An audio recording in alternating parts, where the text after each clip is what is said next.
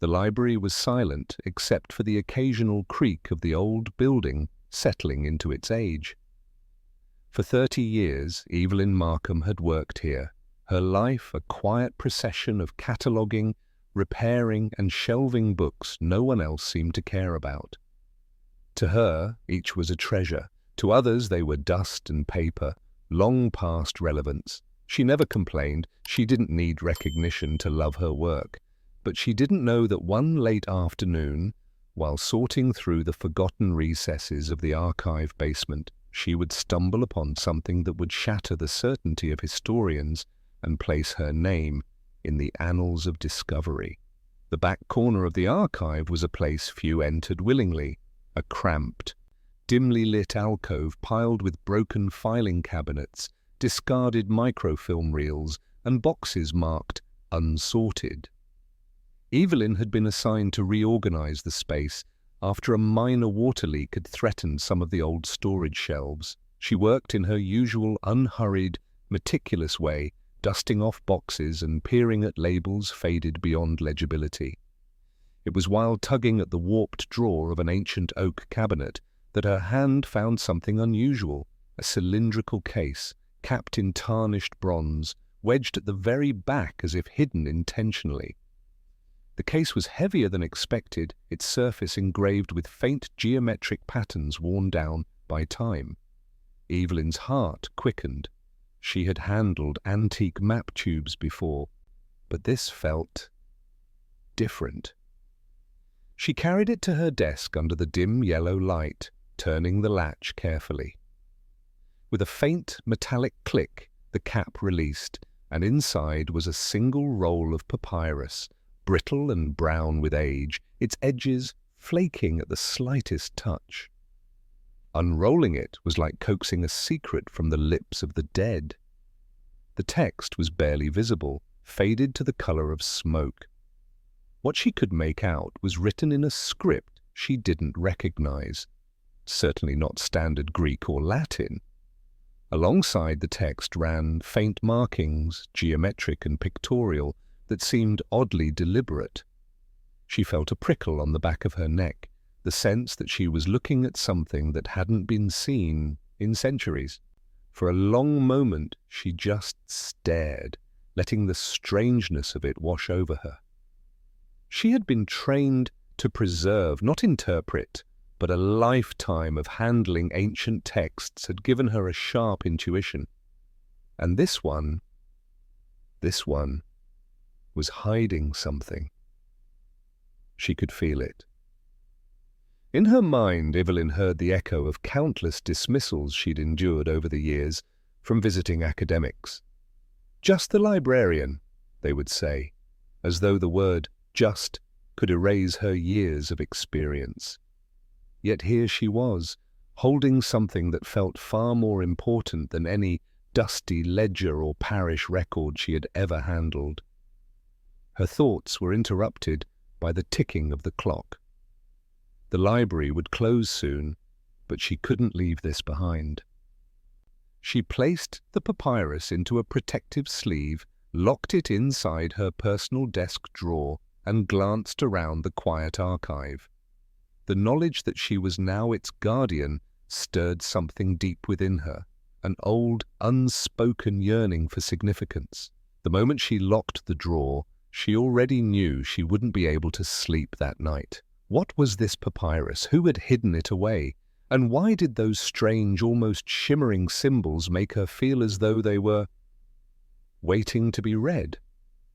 She didn't yet realize that those symbols, faint as whispers, would lead her to a truth buried beneath centuries of myth, a truth powerful enough to redraw the map of history itself. If you're enjoying this story of justice and hidden strength, don't forget to subscribe to the channel to find out how a simple act of prejudice turned into the most valuable lesson of Professor Alden's life. With the papyrus now under her protection, Evelyn felt a tremor of anticipation. She wasn't a historian, not in the formal sense, but she knew one thing with absolute certainty. This wasn't going back into a forgotten drawer. Whatever secrets it held, She would be the one to uncover them. The next morning, Evelyn arrived at the library long before sunrise. The city outside still slept, its streets wrapped in the blue hush of early dawn. She didn't bother with her usual routine of tea and toast. Her mind had been locked all night on the papyrus waiting in her desk. The question had gnawed at her. What exactly had she found? And why did it feel as though it were calling to her? She unlocked her office door and turned on the small lamp by the desk. The soft golden light spilled over the protective sleeve, illuminating the fragile roll inside. The papyrus seemed even more mysterious now, its faded ink playing tricks on her eyes, shifting between patterns and meaning. She had seen countless ancient documents, but this one radiated intent, as though its creator had been aware that time would try to erase its message and had fought back with hidden layers. Evelyn's training told her to start with preservation. She retrieved a magnifying lens and a set of fine brushes, gently removing specks of dust from the surface. The closer she looked, the more certain she became that the writing had been deliberately obscured. It wasn't just the fading of centuries. There were faint streaks of another substance over parts of the text, almost like a wash that dulled the ink beneath. She thought of old palimpsests, where scribes scraped away original words to reuse the parchment, and felt her pulse quicken. By mid-morning she decided to try a safe illumination technique used in conservation, angled LED light that sometimes revealed hidden inks. As the beam swept across the papyrus, shapes began to emerge, ghostly at first, then sharper, tiny symbols, unlike any standard alphabet she knew. Some resembled stars, others small architectural outlines, and in one margin a curling pattern that almost resembled waves. Her breath caught. She reached for her phone, instinctively thinking to call the head archivist, then stopped. She could already hear his voice in her head, thick with condescension. "You've misread it, Evelyn. Leave it to the experts." She'd been left to the experts before, watching her contributions fade into footnotes while others took the credit. Not this time. Determined, she began a rough transcription, sketching each symbol into her notebook with meticulous care. It was during this work that she noticed something else. The symbols were not random. They were arranged in repeating clusters, as if forming a code. And in between the clusters, faint lines connected certain ones, like threads, weaving a hidden picture. By the afternoon, she had copied enough to attempt cross-referencing. She opened her laptop and dug into the library's digitized archives, searching through old expedition records, academic journals, and half-forgotten personal papers donated by long-dead collectors.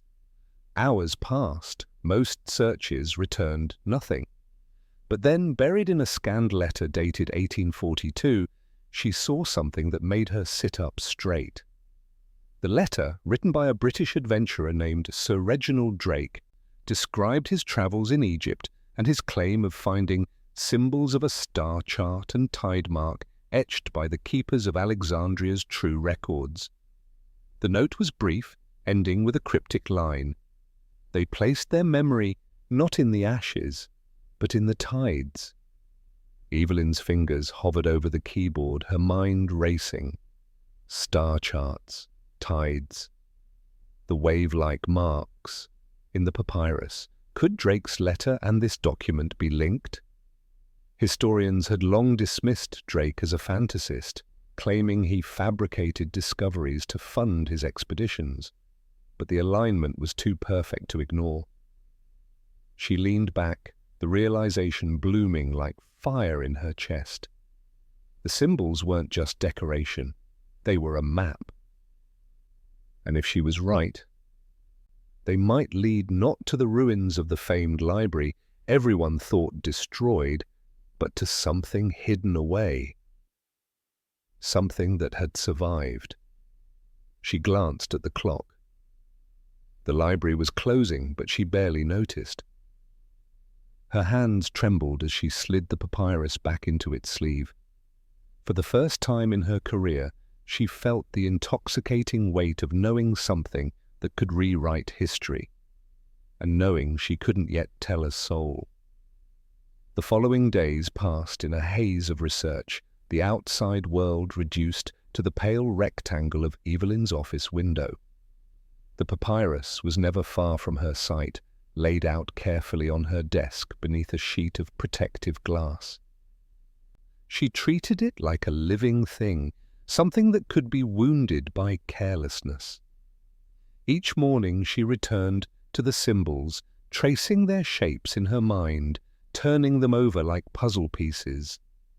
It was while scrolling through a batch of obscure, poorly scanned expedition notes from the early 1900s that she stumbled upon the name again, Sir Reginald Drake. This time it was in the margin of a journal belonging to Dr. Emery Voss, a respected Egyptologist of his day. The note was brief. Drake claims Alexandria's true library was never lost. Cites coordinates off Delta Coast. Nonsense. The dismissal was casual, but it struck Evelyn like a challenge.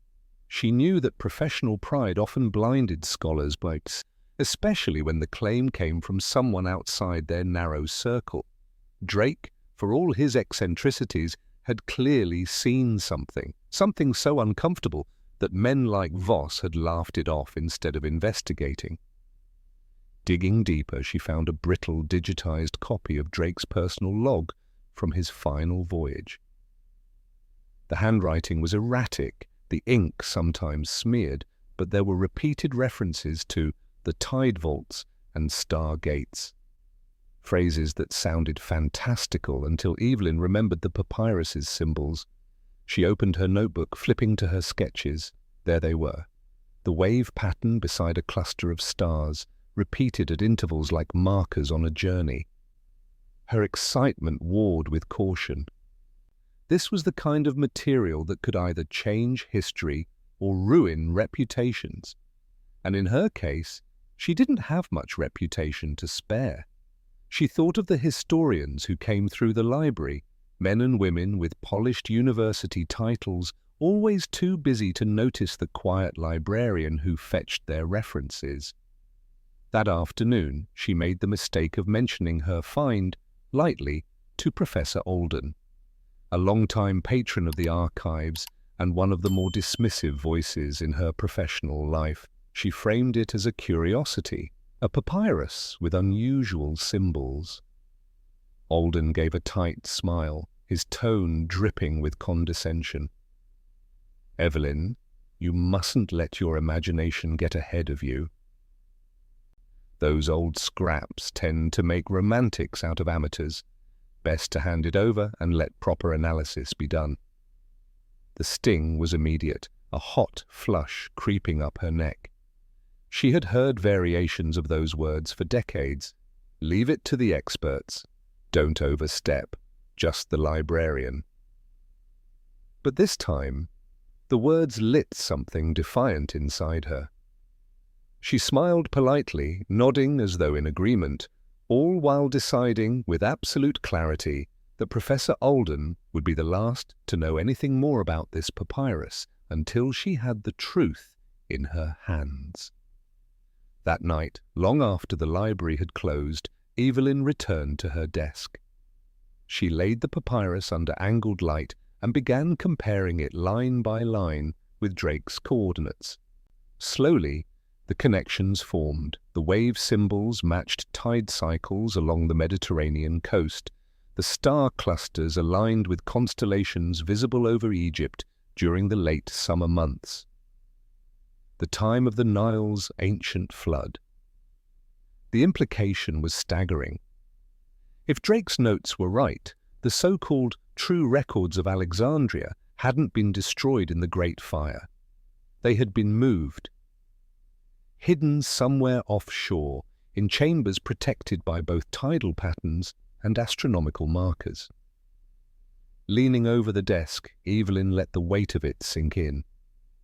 This wasn't just an archaeological curiosity. This was a direct challenge to centuries of accepted history. And she, the invisible librarian in the dusty basement, was the one holding the key. Somewhere in the dark beneath the shifting tides, the lost memory of the ancient world might still be waiting. And she would be the one to find it. Not Professor Alden, not the scholars who had written Drake off, but her. The morning after her quiet vow, Evelyn arrived at the library with a new sense of purpose. She kept her head down, pretending to go about the day's tasks, but her mind was already deep in the waters off the Egyptian coast, tracing the routes Drake's coordinates suggested. Word of her interesting old papyrus had clearly reached further than she intended.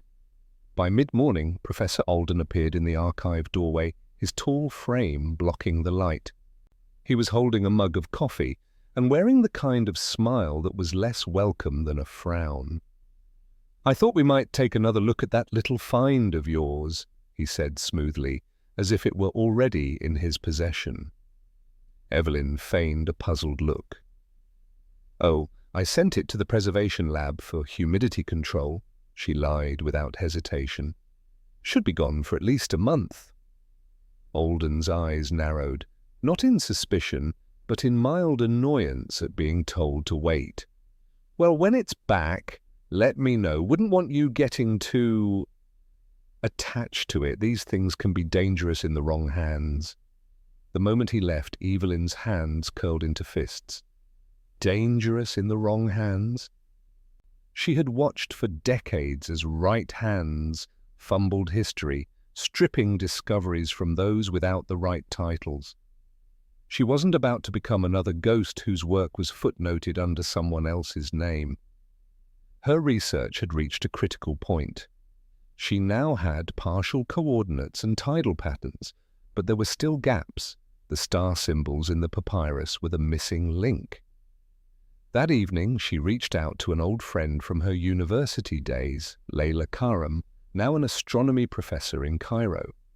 She sent Layla only a cropped image of the star patterns, avoiding any mention of the papyrus's origin.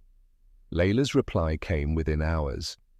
These match the heliacal rising of Sirius and Orion's belt, visible over the Nile Delta roughly 2,200 years ago.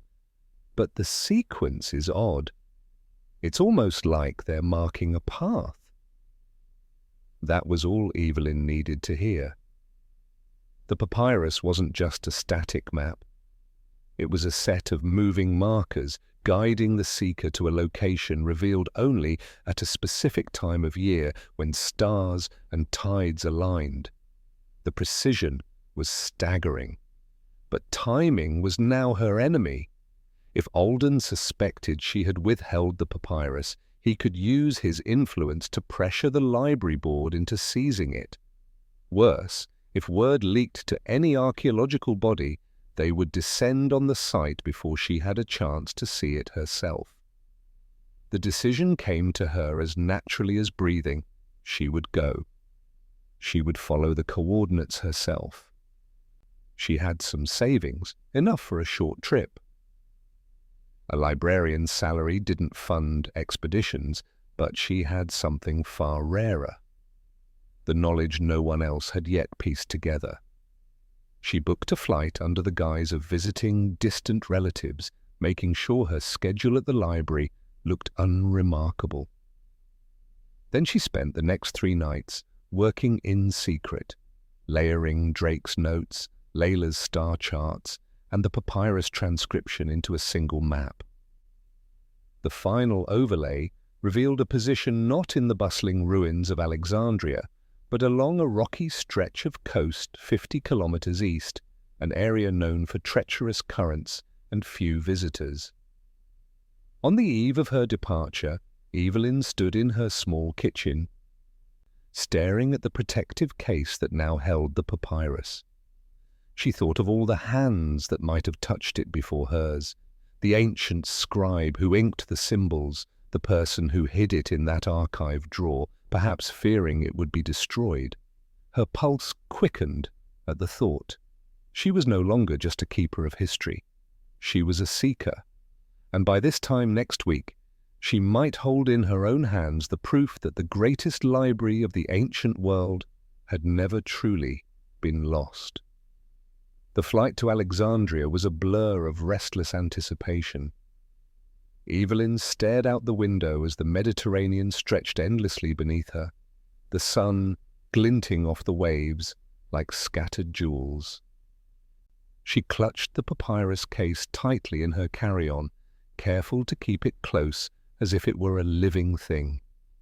Upon arrival, the city was a tangled mix of ancient ruins and modern bustle, but Evelyn's destination was far from the crowded streets and tourist paths. She rented a small boat from a local fisherman she trusted, explaining only that she wanted to explore some lesser-known coastal caves. Her carefully pieced-together coordinates placed her near a series of rocky cliffs where the waves crashed violently against jagged outcrops. She had studied the tidal charts meticulously. Timing was crucial. The hidden chamber she sought would only be accessible during a narrow window when the tide receded enough to reveal a submerged entrance. Equipped with a flashlight, waterproof gear, and a handheld GPS, Evelyn made her way to the shore just before dawn. The salty wind bit at her cheeks as she scanned the rocky coastline, heart hammering with each wave's crash. As the tide pulled back, a dark slit appeared in the cliffside, a narrow cave mouth half hidden beneath a veil of seaweed. Steeling herself, she crawled through the damp entrance, the sound of crashing waves muffled behind her. The air inside was cool and thick with the scent of ancient stone. Her flashlight beam revealed rough-hewn walls covered in faded carvings, stars, waves, and strange symbols matching those on the papyrus. Deeper into the cavern, the passage widened into a vaulted chamber. Evelyn's breath caught as she spotted a shattered mosaic floor depicting the Nile and a stylized library, an unmistakable nod to Alexandria's great treasure. Nearby, charred fragments of scroll cases lay scattered, blackened, but remarkably intact. She knelt to examine one, her fingers trembling. The papyrus had been right. The library's true records had been hidden here in these tide vaults, preserved beneath layers of history and ocean. A sudden noise echoed, a rock shifting somewhere deeper in the cave. Evelyn froze, her heart pounding. Had someone followed her? Was her discovery about to be snatched away before she could prove it? She whispered to herself. This is only the beginning. The cavern's shadows seemed to pulse with the weight of centuries as Evelyn moved cautiously deeper into the underground chamber. The air was heavy and cool, each breath carrying the faint scent of salt and ancient stone. Around her, fragments of scrolls and broken wooden cases lay scattered, the blackened remains whispering of a violent past, yet stubbornly preserving the memory of what once was. Her flashlight swept across the walls, revealing intricate frescoes, star maps interlaced with architectural sketches depicting a structure far grander than any ruins on the surface. The symbols matched perfectly with those on the papyrus, confirming her wildest hopes. She traced her fingers along the cracked stones, imagining the librarians and scholars who had once walked these halls, desperately safeguarding knowledge from destruction. Suddenly, a faint sound echoed from deeper within, a soft shuffle, a whisper of movement. Evelyn's heart leapt into her throat. Had she been followed? The threat of discovery by others, perhaps less honorable, sharpened her senses. She gripped the small flashlight tighter, voice barely above a whisper, as she called out, "Hello? Is someone there?" No response came, only the distant drip of water echoing in the hollow silence. Evelyn swallowed her fear. pushing forward. The chamber opened into a small alcove where she found an ancient, partially sealed chest covered in dust and encrusted with salt. Her hands trembled as she lifted the heavy lid, revealing delicate scroll fragments wrapped carefully in cloth. Carefully, she extracted one and unfurled it on a makeshift stone table. The script was remarkably preserved, the ink still legible, telling stories of philosophy, astronomy, and medicine from Alexandria's golden age. Evelyn's eyes welled with tears. She was holding a piece of human history that had survived centuries of neglect, war, and fire. In that moment, she realized this discovery wasn't just academic. It was deeply personal. It was proof that knowledge could survive even the harshest attempts to erase it, just like her own quiet persistence in a world that had often overlooked her. She whispered to herself, "This is the truth they didn't want us to find." Weeks later, back at the university, Evelyn sat quietly in the lecture hall as Professor Alden prepared to address the assembled historians and archaeologists. The atmosphere was thick with skepticism, murmurs swirling like a gathering storm. Evelyn had submitted her findings, photographs, detailed maps and translated fragments, to the academic community, but she knew the hardest part was yet to come. Alden, standing confidently at the podium, began to dismiss the discovery with practiced ease. While intriguing, Miss Markham's claims rely heavily on circumstantial evidence and an obscure papyrus whose authenticity remains in question, he declared, eyes scanning the crowd. We must be cautious before rewriting history based on such fragile findings. Evelyn's chest tightened. She recalled the countless times she had been dismissed, underestimated, and overshadowed by voices like his. But she was prepared. With steady hands, she stepped forward, projecting images of the cave's frescoes, the star maps, and the preserved scroll fragments onto the screen behind her. The papyrus, corroborated by Drake's expedition notes and verified by astronomical alignments, points unmistakably to the existence of these tide vaults, she asserted, her voice ringing clear. The charred scrolls bear the hallmark of Alexandria's lost knowledge, preserved beneath the sea's surface far from the accepted sites. This is not fantasy, it is fact. A hush fell over the room as murmurs turned into stunned silence. Then, one by one, experts began to ask questions, examine her evidence, and concede to the mounting proof. Alden's expression shifted, the arrogance fading to reluctant respect. After the session, as the crowd dispersed, Alden approached Evelyn quietly. "I underestimated you," he admitted.